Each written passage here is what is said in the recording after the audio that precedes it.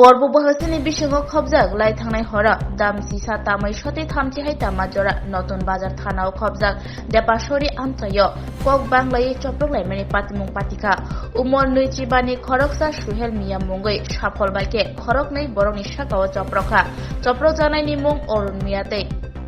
जुमेनारा बिबि o patimungo khoroknui choprojanerok belakheno sak dera kate borno notun bazar sakam nogo talangjamani yagolo kumoti hangkoni sakam nogo referee rejaka বাড়ি কোন জায়গায় দেবপালুরি তুমি এখানে কি কারণে আছো এখানে আসি আপনারা সমস্যা হচ্ছে পারিবারিক সমস্যা হ্যাঁ জিজ্ঞেস করুন হ্যাঁ আছে আমার মানে আমার বিরুদ্ধে কথা কোনো হ্যাঁ কি আমি জিজ্ঞেস করুন না আমার গুঞ্জামের বাড়িতে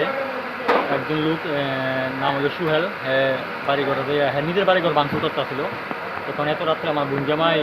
সুহেলের কাছে ফিরে সুহেল বাড়িঘর ভাঙুস ফিরে এবং ঘুমা এত রাত্রে হয়েছে বাড়িঘর ভাঙিস না ঘুমা এই কথা কোয়ার কারণে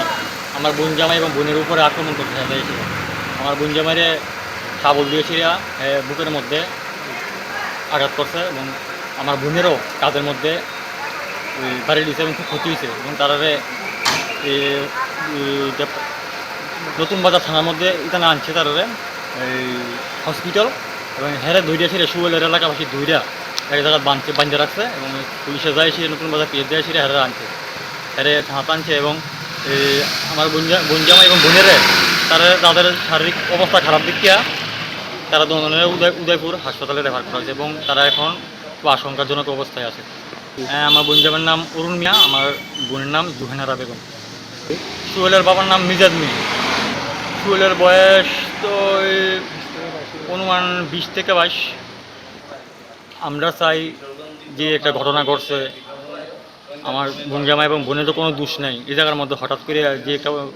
পরিস্থিতিতে সে তৈরি করছে, চাই আমরা সঠিক বিচার হোক, এটাই চাই। ধন্যবাদ।